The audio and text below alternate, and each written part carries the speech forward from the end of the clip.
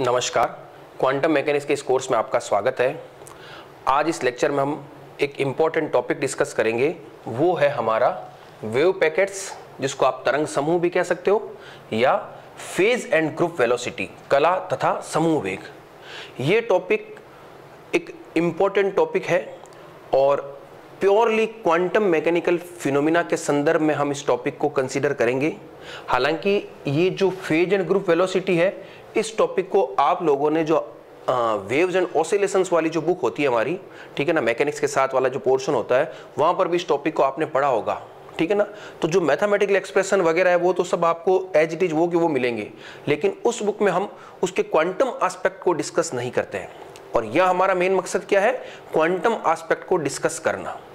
अब थोड़ी सी हम क्या करेंगे, एक भूमिका डेवलप करेंगे, ठीक है ना, एक इंट्रोडक्शन डेवलप करेंगे इस टॉपिक को समझने के लिए। एक चीज मैं और स्पष्ट कर देता हूं, अगर इस टॉपिक को केवल टॉपिक के संदर्भ में देखें कि इसकी क्या परिभाषा है, इसके क्या मैथमेटिकल एस्पेक्ट है, तो वो तो बहुत छोटा सा है, 1-2 पेज का काम है। लेकिन हमारा उद्देश्य यहाँ पर यह है कि हम इसके फिजिकल सिग्निफिकेंस को समझें और क्वांटम मैकेनिक्स से जोड़ करके इस टॉपिक को हमें सिस्टमेटिक तरीके से देखना है और समझना है। तो मैं बिल्कुल आपको उसी संदर्भ में इसको एक्सप्लेन करने वाला हूं। तो देखिए, यहां पर हम क्या करते हैं, पहले एक क्लासिकल पार्टिकल को लेते हैं और उसकी कुछ चीजों को हम डिस्कस करते हैं, और फिर हम देखेंगे कि यही हमारे पास अगर क्वांटम पार्टिकल हो तो क्या जो चीजें हम क्लासिकल के लिए डिस्कस कर रहे हैं वो चीजें एज इट इज उस क्वांटम पार्टिकल के लिए हम लागू कर सकते हैं या नहीं कर सकते। और हम देखेंगे कि वो चीजें as it is quantum particle पर लागू नहीं होगी, और उनको एक्सप्लेन करने के क्रम में ही आपको वेव पैकेट्स की अवधारणा नजर आएगी, ठीक है। तो देखिए, मैं आपको एक सिंपल सा एग्जांपल बताता हूं। सपोज करो आपके पास कोई एक बॉल है, क्या है, कोई एक बॉल जो किसी वेलोसिटी v से चल रही है, और कोई भी बॉल है या पेन, कुछ भी पकड़ लीजिए आप, कोई भी क्लासिकल पार्टिकल। तो ये क्या है, क्लासिकल पार्टिकल या क्लासिकल सिस्टम है। ये बॉल मेरे पास क्या है, ये है एक तरह से क्लासिकल सिस्टम, ठीक है, चिरसम्मत निकाय। तो इसके बारे में मैं कुछ इंपॉर्टेंट डिस्क्रिप्शन यहां पर लिखने वाला हूं, जो आपको खुद को भी पता है कि वो इसके लिए लागू होता है। अब देखिए, अगर ये क्लासिकल सिस्टम है तो इसकी जो पूरा सिस्टम का जो बिहेवियर होगा, इसका जो व्यवहार होगा, वो किसके द्वारा गवर्न होगा, क्लासिकल फिजिक्स के सिद्धांतों के द्वारा, यानी न्यूटन की गति के नियमों के द्वारा इसका पूरा व्यवहार निर्धारित होता है। तो ये एक लाइन आप यहां पर नोट कीजिए, आप लिखिए, इस निकाय यानी ये बॉल, इस निकाय का व्यवहार चिरसम्मत भौतिकी, जिसको आप न्यूटोनियन मैकेनिक्स भी कहते हो, ठीक है ना, न्यूटोनियन यांत्रिकी, दोनों एक ही बात है, ठीक है ना। चिरसम्मत भौतिकी न्यूटोनियन यांत्रिकी के द्वारा निर्धारित होता है। ये चीज आप जानते हो इस क्लासिकल पार्टिकल के बारे में, ठीक है ना। दूसरी, अगर मैं आपको एक चीज कहूं कि क्या इस बॉल की जो स्थिति है, जो पोजीशन है, उसके बारे में आप पूर्ण सटीकता के साथ बता सकते हो। जैसे मान लीजिए मैंने पूछ लिया कि ये बॉल किसी वेलोसिटी v से चल रही है, तो किसी टाइम t पर इसकी क्या पोजीशन होगी, अगर आपसे ये पूछा जाए, तो आप बहुत आसानी से न्यूटन की गति के जो नियम है या न्यूटन की गति के जो समीकरण है, जो आपके 3 समीकरण है, उन समीकरणों की सहायता से आप आराम से बता सकते हो कि इसकी स्थिति किसी समय पर क्या होगी। तो ये चीज भी आप इसके बारे में जानते हो, तो यहां लिख दीजिए, आप लिखिए, इस निकाय की स्थिति का निर्धारण पूर्ण सटीकता यानी कंप्लीट एक्यूरेसी, पूर्ण सटीकता के साथ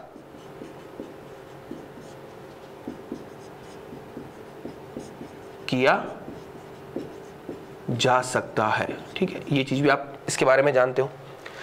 तीसरा, अगर मैं कहूं कि ये जो मेरे पास क्लासिकल सिस्टम है, इसके भविष्य यानी इसके फ्यूचर प्रेडिक्शन आप कर सकते हो कि नहीं कर सकते हो। तो किसी भी, देखो फिजिक्स में फ्यूचर प्रेडिक्शन का क्या मतलब होता है, आम जनजीवन में अगर हम बात करें, सपोज करो मेरा या आपका फ्यूचर प्रेडिक्शन है, तो उसको देखने के लिए तो हमारे पास कई प्रकार के होरोस्कोप जो हमारी खगोल विज्ञानी होती है उसकी सहायता से हम देख सकते हैं, ठीक है। लेकिन यहाँ पर हम उस संदर्भ में बात नहीं कर रहे हैं। किसी पार्टिकल के लिए फिजिक्स के संदर्भ में जब हम फ्यूचर की बात करते हैं तो उसकी एक कुछ इंपॉर्टेंट पैरामीटर्स होते हैं। जैसे मान लो मेरे बारे में आपको जानकारी चाहिए, आपके बारे में कोई जानकारी पूछे तो आप क्या बताते हो? अपना नाम, फादर नेम, ठीक है, अपने आधार नंबर, अपना रेजिडेंशियल एड्रेस, वो सब कुछ बताते हो। लेकिन इस बॉल जो कि एक क्लासिकल पार्टिकल है, इसका कोई नाम अता पता तो कुछ है नहीं, तो इसके कुछ पैरामीटर है जिसकी सहायता से हम इसके व्यवहार को समझ सकते हैं। तो वो क्या होता है कि इस बॉल की पोजीशन क्या है, ये एक तरह से इसका नाम हो गया। इसकी वेलोसिटी क्या है, इसका एक्सीलरेशन क्या है, इसका संवेग क्या है, इस पर कितना फोर्स लग रहा है। ये जो पैरामीटर आपको दिख रहे हैं वो एक तरह से क्या कर रहे हैं, इस बॉल के बारे में संपूर्ण जानकारी आपको प्रदान कर रहे हैं। तो अगर मैं आपसे पूछूं कि क्या इस क्लासिकल सिस्टम के फ्यूचर को मैं प्रेडिक्ट कर सकता हूं? फ्यूचर को प्रेडिक्ट करने का सिंपल सा क्या मतलब हो गया कि अगर सपोज करो किसी टाइम टी पर अगर इस बॉल की पोजीशन आर अगर आपको ज्ञात है, तो क्या किसी अन्य टाइम टी डैश पर इसकी जो पोजीशन आर डैश होगी, क्या आप उसकी जानकारी प्राप्त कर सकते हो? तो बिल्कुल कर सकते हैं। न्यूटन की गति के समीकरण जो है उनकी सहायता से आप आराम से ज्ञात कर सकते हो किसी टाइम टी पर उसकी क्या पोजीशन होगी, ठीक है ना। जो डिस्प्लेसमेंट वगैरह के फॉर्मूले हैं उनकी सहायता से आप आराम से ज्ञात कर सकते हो। और अगर आर डैश ज्ञात हो जाएगी तो वी डैश भी ज्ञात हो जाएगा, ए डैश भी ज्ञात हो जाएगा, पी डैश, एफ डैश, सब कुछ ज्ञात कर सकते हो। तो कहने का मतलब है कि इस क्लासिकल पार्टिकल के भविष्य का निर्धारण भी पूर्ण सटीकता के साथ संभव है। और यहां पर भविष्य का मतलब हो गया इन पैरामीटर्स की जानकारी को प्राप्त करना। तो ये लाइन भी आप लिखिए, इस निकाय के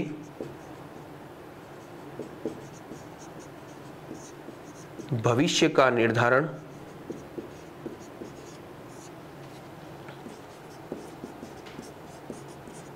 पूर्ण सटीकता के साथ संभव। तो ये तीन चीजें आपने देखी है किसके बारे में, क्लासिकल पार्टिकल के बारे में। और एक चीज आप ये भी जानते हो, ठीक है ना, उसको लिखने की आवश्यकता नहीं, आप समझ सकते हो कि ये जो आपका सिस्टम है, ये जो बॉल है, जो सिस्टम है, वो कई सारे कणों से मिलकर के बना है, ठीक है ना। यानी इसके कई सारे घटक या कई सारे कॉन्स्टिट्यूएंट्स हैं। तो अगर बॉल v वेलोसिटी से चल रही है तो इसके जितने भी घटक हैं जिनसे ये मिलकर के बनी है वो भी उसी वेलोसिटी से क्या करेंगे, गमन करेंगे। ऐसा नहीं है कि बॉल का कोई एक कण तो पीछे रह जाएगा और बॉल आगे निकल जाएगी, ऐसा नहीं होता है। तो ये चीज और ये जितनी भी चीजें मैंने लिखी है वो प्योरली क्लासिकल एस्पेक्ट के संदर्भ में हम देख रहे हैं, ठीक है। और हम इसको समझ भी सकते हैं, जो चीजें मैंने लिखी है वो आप खुद महसूस भी कर सकते हो, समझ भी सकते हो। तो ये तो बात की हमने एक क्लासिकल पार्टिकल या क्लासिकल सिस्टम के बारे में। अब हम यहां पर देखेंगे, सपोज करो आपके पास यही सिस्टम कोई क्वांटम मैकेनिकल सिस्टम हो, ठीक है ना, क्वांटम यांत्रिकी निकाय हो, तो क्या ये कि ये बातें उस पर लागू होगी? अभी हम देखेंगे ये बातें उन पर लागू होगी ही नहीं, ठीक है ना। क्योंकि पहला पॉइंट तो आपने देख ही लिया था कि न्यूटन गति के नियम तो वहां पर लागू हो ही नहीं पाते, और वही तो सबसे बड़ी कमी थी, उसको दूर करने के लिए नई फिजिक्स इवॉल्व हुई। फिर हम ये भी देखेंगे कि ये जो चीजें हमने लिखी है ये लागू हो रही है या नहीं हो रही है। तो हम इसको वापस एग्जाम्पल के रूप में देखते हैं। तो अभी तक मैंने आपको सिर्फ क्या बताया है, एक क्लासिकल सिस्टम के बारे में एक सामान्य जानकारी प्रदान की है। अब हम आगे बढ़ते हैं, देखो क्वांटम मैकेनिकल सिस्टम को लेकर के आगे बढ़ते हैं। आप लोगों ने इससे पहले वाले लेक्चर में एक टॉपिक पढ़ा था, डी ब्रोगली हाइपोथेसिस। वहां पर हमने एक चीज सीखी थी, क्या सीखी थी कि कोई भी आपके पास पदार्थ हो, ठीक है ना, कोई भी मैटर हो, उस मैटर के साथ सदैव क्या होती है, एक तरंग संबद्ध होती है। तो सपोज करो आपके पास यही बॉल है, और अगर ये बॉल मान लीजिए आपके पास कोई एक क्वांटम मैकेनिकल सिस्टम के रूप में है। कैसे रूप में है? ये बॉल मान लीजिए आपके पास एक क्वांटम सिस्टम के रूप में है। तो इसका मतलब क्या हो गया, इस बॉल के साथ भी तरंग जुड़ी हुई है। यानी क्वांटम मैकेनिक्स में हम क्या करते हैं, पार्टिकल नेचर के साथ साथ उसके वेव कैरेक्टर को भी हम मान करके चलते हैं। तो यहां पर आपको एक चीज ध्यान रखनी होगी कि कोई भी जो क्वांटम यांत्रिकी निकाय होता है उसको हम तरंग समूह के द्वारा प्रदर्शित करते हैं। ये जो आपका टॉपिक है ना, तरंग समूह, ये तरंग समूह बेसिकली क्या है, अभी मैं और डिटेल में एक्सप्लेन करूंगा। एक एक चीज को हम डायग्राम बना के करेंगे। थोड़ा क्या है, ये टॉपिक है तो बहुत इजी, लेकिन अगर हम इसको सही ढंग से इस तरह से एग्जाम्पल के रूप में नहीं समझेंगे तो आपको टॉपिक तो याद हो जाएगा, इसके अंदर जो कंटेंट है उसको आप रट करके कैसे ही करके याद कर सकते हो, लेकिन जो समझ विकसित होगी वो इस प्रकार के एग्जाम्पल से ही हो पाएगी। तो मैं यहाँ पर आपको एक चीज बताना चाह रहा हूं कि जो ये क्वांटम यांत्रिकी निकाय होता है उसको हम सदैव ही क्या करते हैं, तरंग समूह के द्वारा प्रदर्शित करते हैं। अब तरंग समूह कैसे बनता है आप इसको ध्यान से समझिएगा। अब देखिए मैं अभी पूरा लिखूंगा। ये सपोज करो एक बॉल है जो कई सारे कणों से मिलकर के बनी है और आपको पता है हर कण के साथ क्या होगी, एक तरंग जुड़ी हुई होगी। तो जब ये बॉल आगे बढ़ेगी तो उसमें स्थित जो भी कण है या जिन कणों से मिलकर के वो बनी है और उन कणों से तरंग संबद्ध है तो वो तरंगे भी आगे बढ़ेगी उसके साथ। और आप एक बहुत फिजिक्स का फेमस कॉन्सेप्ट जानते हो, प्रिंसिपल ऑफ सुपरपोजिशन यानी अध्यारोपण का सिद्धांत। मैं यहां लिख देता हूं, कौन सा सिद्धांत, अध्यारोपण, प्रिंसिपल ऑफ सुपरपोजिशन, अध्यारोपण सिद्धांत। यह सिद्धांत क्या कहता है कि जब तरंगे एक माध्यम में आगे बढ़ती है तो उनमें क्या होता है, एक तरह से इंटरफेरेंस, जिसको हम कहते हैं व्यतिकरण या अध्यारोपण, वो होता है। और जब इंटरफेरेंस होगा तो होगा क्या कि आपको कहीं कहीं पर संपोषी व्यतिकरण मिल जाएगा, कहीं कहीं पर विनाशी व्यतिकरण मिल जाएगा। अब ये संपोषी व्यतिकरण का क्या मतलब होता है कि संपोषी व्यतिकरण का मतलब है कि जब आपको जो तरंग है, तरंगों का क्या होता है, आयाम होता है, उसकी इंटेंसिटी होती है, तो संपोषी व्यतिकरण की स्थिति में उनका आयाम बढ़ जाएगा और विनाशी व्यतिकरण की स्थिति में उसका आयाम घट जाएगा। कैसे, आप इस डायग्राम से देखिए। सपोज करो एक तरंग आपने इस तरह की बनाई, ये कोई मान लो आपने एक तरंग बनाई, किसी एक कण से संबद्ध तरंग है। दूसरी तरंग सपोज करो आपने ऐसी बना ली। अब जब ये दोनों आपस में आगे चढ़ेगी तो इनमें क्या होगा, अध्यारोपण होगा। तो देखो ये दोनों तरंगें तो इस प्रकार की है कि जब दोनों जुड़ेगी तो ये और ये तरंग क्या करेगी, एक दूसरे को सपोर्ट करेगी। ये और ये आयाम मिलकर के क्या बन जाएगा, देखो आप, ये स्थिति कुछ ऐसी हो जाएगी, आयाम बढ़ गया इसका, ठीक है ना। तो इस स्थिति में जब तरंगे एक दूसरे को सपोर्ट करती है तो जो परिणामी होता है, ये इसका क्या है, परिणामी है, रिजल्टेंट है, तो उसका क्या होता है, आयाम का मान बढ़ जाता है। तो इस प्रकार की स्थिति तो हम कहते हैं संपोषी व्यतिकरण, ठीक है ना। और सपोज करो एक स्थिति ऐसी हो कि एक तरंग तो आपकी इस प्रकार से है और दूसरी तरंग आपकी इस प्रकार से है, जस्ट अपोजिट। तो ये जब दोनों जुड़ेगी तो आपको परिणाम आयाम किस प्रकार का मिलेगा, परिणाम आयाम बिल्कुल जीरो मिल जाएगा। दोनों क्या कर देगी, एक दूसरे के प्रभाव को निरस्त कर देगी। अब ये पूरा जीरो नहीं मिलता है। अब मान लो इसका आयाम थोड़ा ज्यादा है, इसका थोड़ा कम है, तो जिसका रिजल्टेंट अगर मान लो ऊपर वाला पोर्शन ज्यादा है तो आपको ऊपर वाला पोर्शन थोड़ा मिल जाएगा। ये बिल्कुल बेसिक चीज है। संपोषी का मतलब दोनों तरंगे सपोर्ट करेगी, विनाशी का मतलब दोनों तरंगे एक दूसरे को अपोज करेगी। तो ये एक बेसिक प्रिंसिपल है कि जब तरंगे आगे बढ़ेगी तो आपको कहीं कहीं पर संपोषी व्यतिकरण मिलेगा और कहीं कहीं पर विनाशी व्यतिकरण मिलेगा। तो जहां संपोषी व्यतिकरण मिलेगा वहां आपको इस प्रकार की तरंगों का एक समूह मिल जाएगा। फिर जहां तक संपोषी व्यतिकरण है वहां पर तो आपको तरंगे मिलेगी और जहां विनाशी व्यतिकरण होगा वहां कोई तरंग नहीं मिलेगी आपको, एक तरह से, या बहुत उसका आयाम बहुत कम होगा जिसको हम नगण्य मान के छोड़ सकते हैं। फिर वापस किसी स्थान पर फिर संपोषी होगा, फिर वापस किसी स्थान पर विनाशी होगा। तो देखो अगर मैं इस प्रकार की डायग्राम को वापस आपको समझाना चाहूं तो आप देखो, जब तरंगों में संपोषी व्यतिकरण होगा तो आपको कुछ इस प्रकार की स्थिति मिलेगी, ठीक है ना। ये इस प्रकार का रिजल्टेंट आयाम मिल जाएगा। अब ये मैंने छोटे बड़े क्यों बनाए, क्योंकि जरूरी नहीं है हर तरंग का आयाम एक ही जैसा हो, ठीक है ना। किसी का कम होगा, किसी का ज्यादा होगा, तो रिजल्टेंट आपको कुछ इस तरह का मिलेगा, लेकिन तरंग का रूप जरूर मिलेगा। फिर इसके बाद क्या होगा, एक स्थिति ऐसी आएगी जब विनाशी व्यतिकरण होगा तो आपको कोई आयाम नहीं मिलेगा। फिर वापस आगे कोई एक स्थिति ऐसी बनेगी, फिर आपको इस तरह की सिचुएशन मिलेगी, फिर वापस आगे विनाशी व्यतिकरण मिलेगा। तो ये इस प्रकार का क्या हो गया, एक पैटर्न आपको मिल जाएगा। तो देखो ये पूरा जो पार्ट है, ये वाला, ये पूरा, ये एक प्रकार का क्या है, एक पैकेट है। ये क्या एक पैकेट है या बंडल है, और किसका बंडल है, तरंगों का। तो इस पार्ट को हम क्या कहते हैं, वेव पैकेट कहते हैं। क्या कहते हैं, वेव पैकेट। अब आप समझे वेव पैकेट कैसे बनता है। वेव पैकेट इस प्रकार से बनता है। तो एक जब तरंग किसी कण जब आगे बढ़ेगा, अगर ये क्वांटम मैकेनिकल सिस्टम है तो इसमें हर कण से संबद्ध तरंग होगी, वो भी आगे बढ़ेगी, और उनमें जब अध्यारोपण होगा तो आपको इस प्रकार का पैटर्न मिलेगा। खूब सारे क्या मिल जाएंगे, वेव पैकेट्स मिल जाएंगे। ये भी क्या है कि वेव पैकेट्स है। इसी प्रकार से आगे आपको वेव पैकेट्स मिलते रहेंगे। तो वेव पैकेट्स हमेशा संपोषी व्यतिकरण की स्थिति मिल जाते हैं। उसके पश्चात जब वापस विनाशी व्यतिकरण होगा तो वहां पर आपको कुछ नहीं मिलेगा। फिर आगे वापस जहां संपोषी व्यतिकरण होगा वहां आपको और पैकेट्स मिल जाएंगे। तो हमने यही लाइन लिखी है कि जो क्वांटम मैकेनिकल सिस्टम होता है उसको हम तरंग समूह द्वारा प्रदर्शित करते हैं। और ये तरंग समूह बनता कैसे है कि जब तरंगे आगे बढ़ती है तो जहां संपोषी व्यतिकरण होगा और कुछ स्थान पर विनाशी व्यतिकरण हो जाएगा। तो आप मेरे हिसाब से इस डायग्राम को समझ गए होंगे। अभी इस चीज को हम लिखते हैं तो उससे ये चीज और अच्छे से क्लियर होगी, ठीक है ना। मैं डायग्राम भी वापस बनाऊंगा सारे। अब देखो इसके बारे में हम एक दो लाइनें लिखते हैं, आप एक दो लाइनें जो हैं उनको आप नोट कर लीजिए। आप लिखिए, किसी क्वांटम यांत्रिकीय निकाय को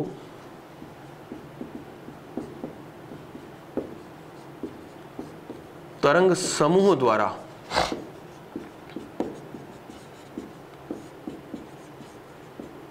प्रदर्शित किया जाता है।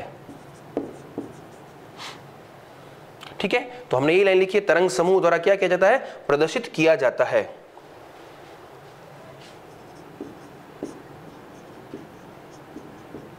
इन समूहों की तरंगे इस प्रकार अध्यारोपित होती है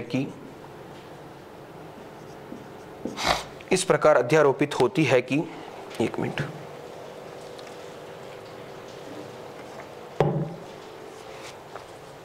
इस प्रकार अध्यारोपित होती है कि किसी एक निश्चित स्थान पर इनमें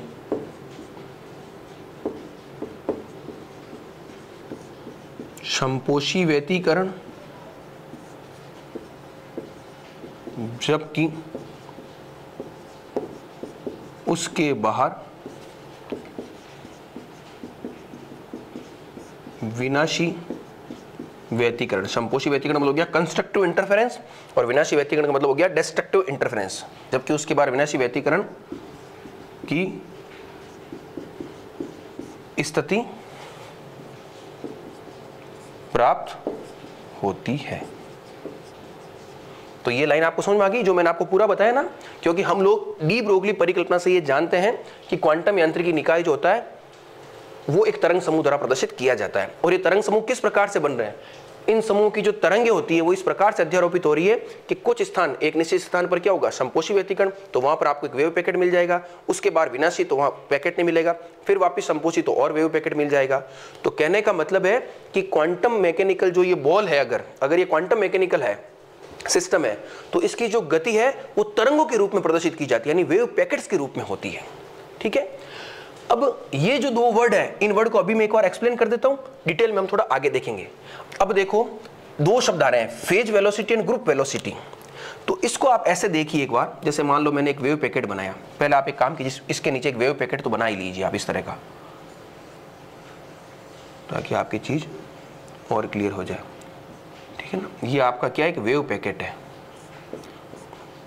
ये पूरा का पूरा क्या है? वेव पैकेट, ताकि वेव पैकेट की अवधारणा भी आपको पता रहे, वेव पैकेट की अवधारणा क्या है। ठीक है, ये पूरा का पूरा एक वेव पैकेट है। ठीक है, बना लीजिए इसको आप। अब देखिए यहां पर मैं एक चीज एक्सप्लेन कर देता हूं, ये कला वेग समूह वेग क्या है सामान्य अर्थ में, फिर आगे डिटेल में देखते हैं। तो देखिए ये वेव पैकेट में क्या है? खूब सारी तरंगे हैं। ठीक है ना, तो देखो फेज वेलोसिटी का तो मतलब क्या होता है कि ये जो तरंग समूह है वो कई सारी तरंगों से मिलकर के बना है। तो जो इंडिविजुअल वेव है आपकी, जो एकल तरंग है, ठीक है ना, एकल तरंग कैसे होगी?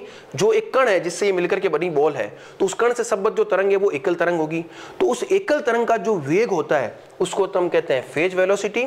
और इन तरंगों में इस प्रकार से जब अध्यारोपण होता है और आपको एक वेव पैकेट मिलता है, तो ये पूरा जो वेव पैकेट है, देखो ये पूरा वेव पैकेट, अगर मैं ये एनवेलोप, एक तरह का क्या एनवेलोप, ये पूरा वेव पैकेट जिस वेग से चलेगा वो तो होगा आपका ग्रुप वेलोसिटी। और ये जो इंडिविजुअल वेव है, मान लो ये वेव है, ये वेव, ये जितनी भी एकल तरंग है, ये तरंग जिस वेग से चलेगी उसको हम कहते हैं फेज वेलोसिटी। ये समझने के लिए अभी इनको आगे हम थोड़ा और विजुअलाइज करेंगे। तो दो चीजें पता चल गई, ये पूरा वेव पैकेट एक साथ जिस वेग से चल रहा है उसको तो हम कहते हैं ग्रुप वेलोसिटी, और इंडिविजुअल वेव जिस वेलोसिटी से चलती है उसको हम कहते हैं फेज वेलोसिटी। और एक चीज मैं आपको यहीं पर पहले स्पष्ट कर देता हूं कि क्वांटम मैकेनिकल सिस्टम के लिए फेज वेलोसिटी को हम पढ़ते जरूर है, लेकिन उसका कोई फिजिकल सिग्निफिकेंस नहीं होता। फिजिकल सिग्निफिकेंस किसका होता है? ग्रुप वेलोसिटी का होता है।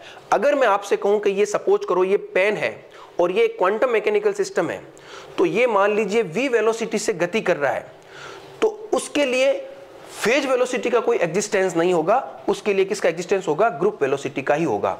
यानी पेन अगर v वेलोसिटी से चल रहा है तो आप देखोगे उसकी ग्रुप वेलोसिटी का मान भी v ही आएगा।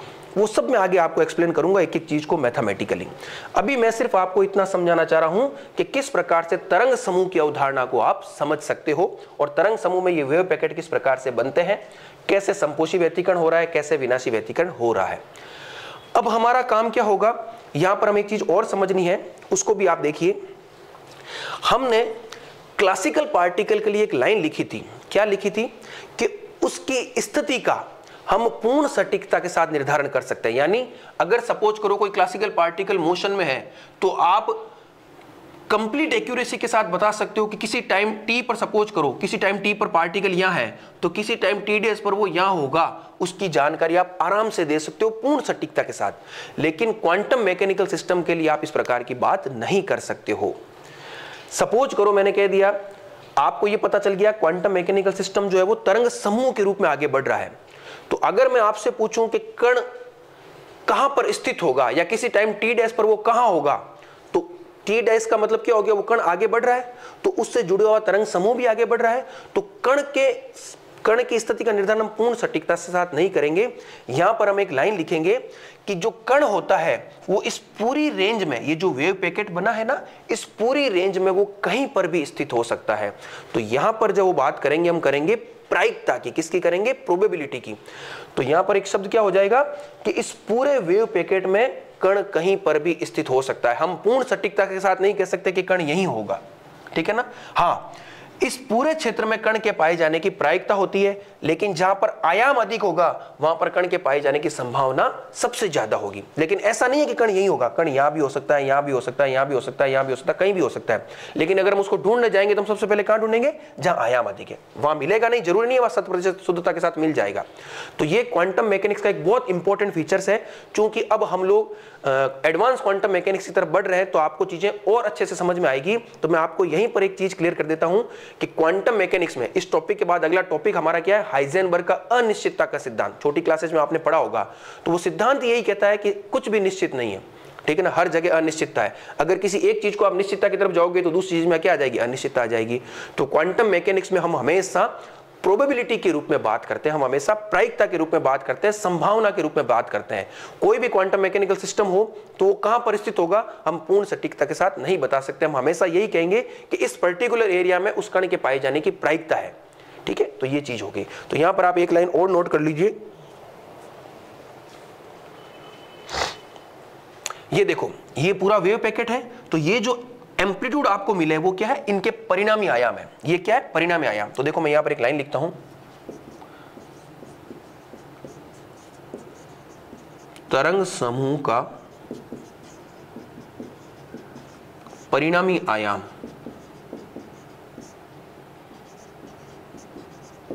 कण के पाए जाने की प्रायिकता को दर्शाता है, ठीक है। तो ये बता दें ये पूरा परिणामी आयाम है। तो ये क्या दर्शा रहा है कि इस पूरे क्षेत्र में क्वांटम मैकेनिकल पार्टिकल हो सकता है।